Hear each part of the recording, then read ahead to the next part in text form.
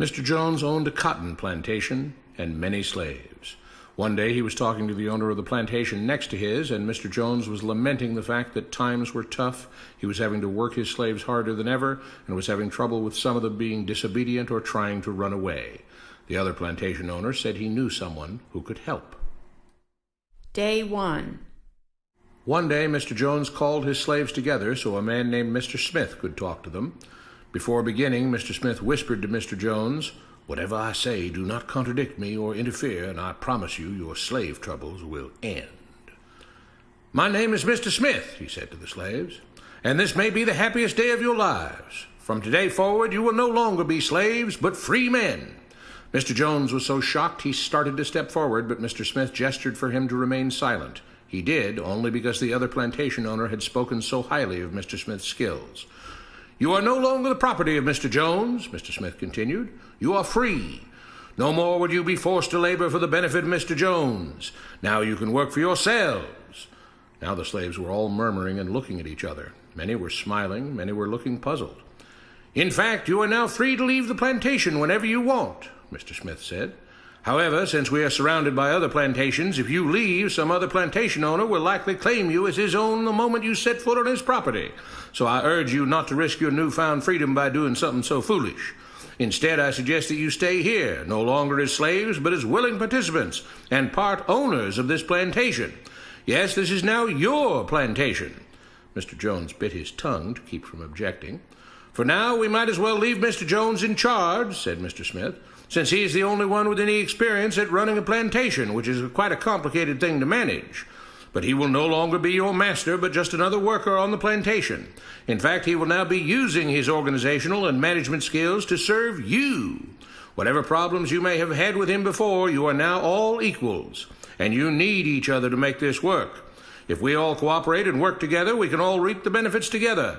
In honor of this happy occasion, I present you this new symbol of togetherness and cooperation, this flag, which shall be the emblem of the new, free Jones Plantation." He held up the new flag, but most of those listening were still too amazed to respond. "And this shall be our motto," Mr. Smith announced.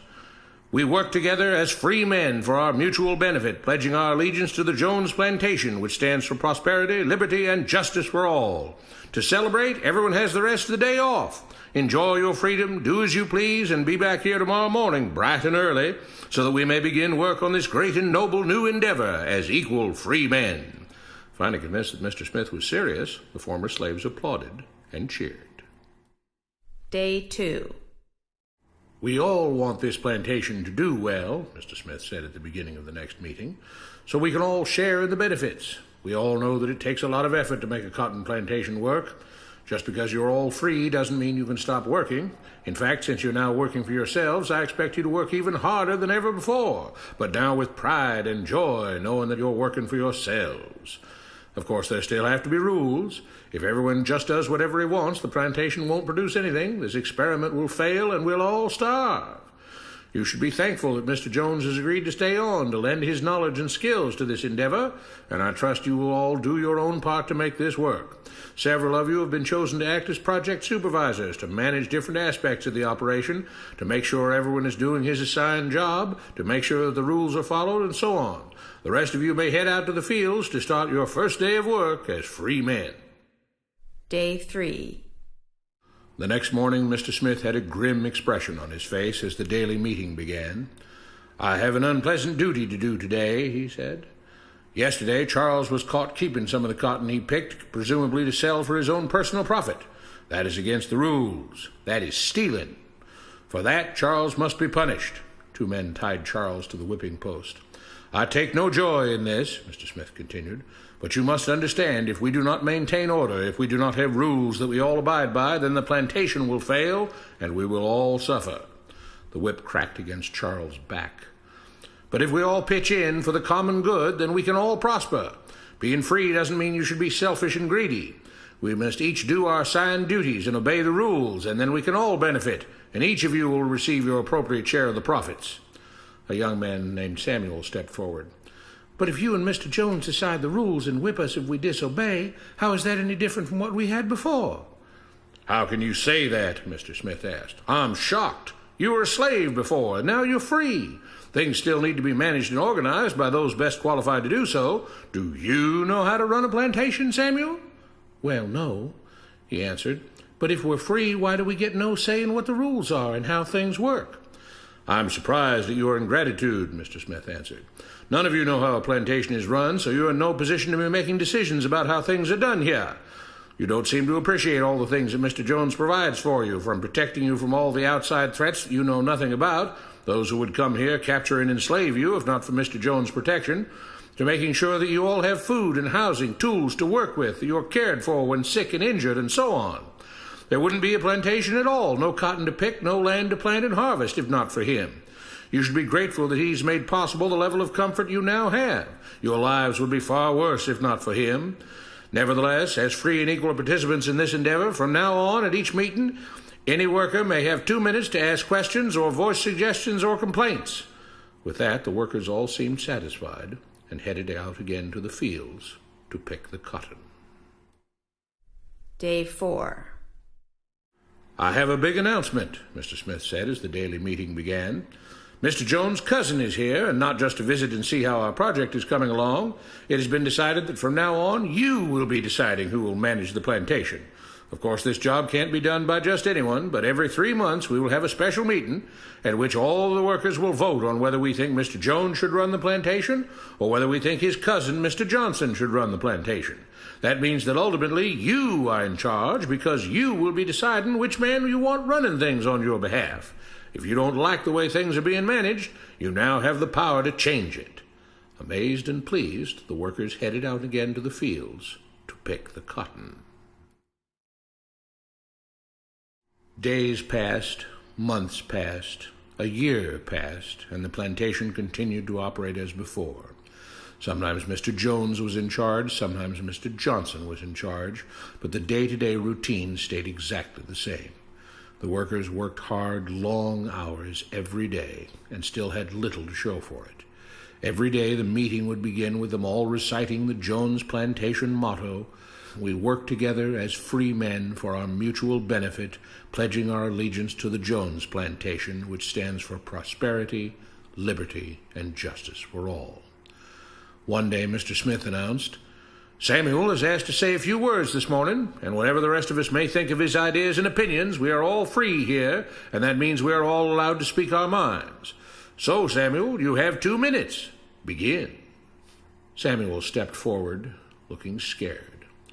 "I was excited when all this started," he began, glancing nervously at Mr. Smith and Mr. Jones. "But don't you all see what's happened here?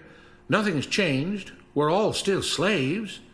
There were grumbles of disagreement from the crowd. "They tell us what to do and whip us if we don't. They still make all the rules and punish us if we disobey.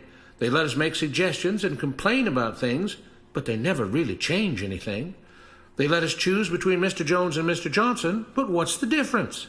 The situation stays the same. We do all of the work and they take as much as they want and decide how much they'll let us keep. They live in luxury, made rich by the cotton we pick. We do all the work and have to build our own huts, grow our own food, and take care of ourselves. They leave us just enough that we don't revolt or run away. This is not freedom. We're all still slaves. They've only changed the words they use, but nothing else has changed. They say we're all free and equal, but we're not. They command and we obey. That's not freedom. That's not equality. They say we're free to leave, but all that means is that we're free to be someone else's slave. Why should we work or obey the rules? We didn't agree to this.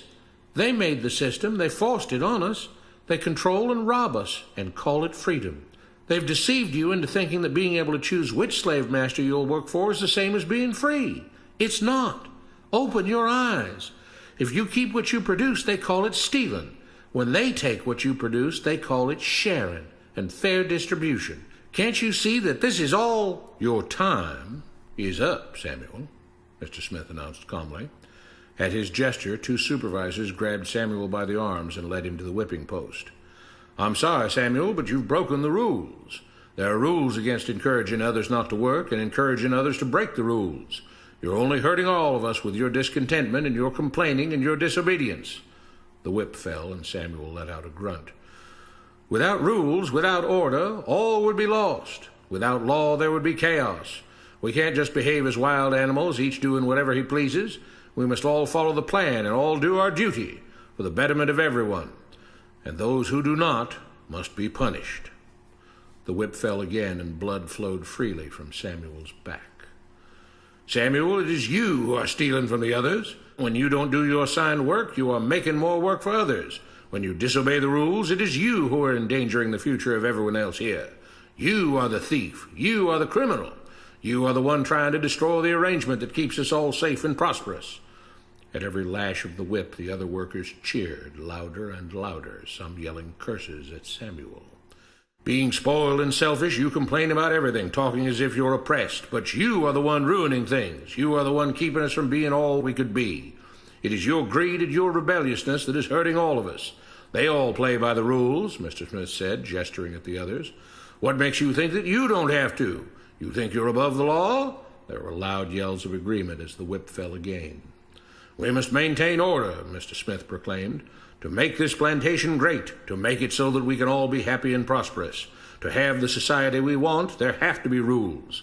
We all have to contribute our fair share to this great endeavor, and we cannot tolerate actions and attitudes that seek to undermine the amazing things that together as free men we have achieved and will continue to achieve." Mr. Jones was smiling as he gave Mr. Smith a pat on the back. The crowd was cheering so loudly that none of them had noticed that Samuel had died. What you have been taught about government and politics is no more accurate or reasonable than what Mr. Smith taught the slaves. If you're ready to look through the veil of rhetoric and propaganda to see the reality beneath, get a copy of The Most Dangerous Superstition. It will change the way you see the world.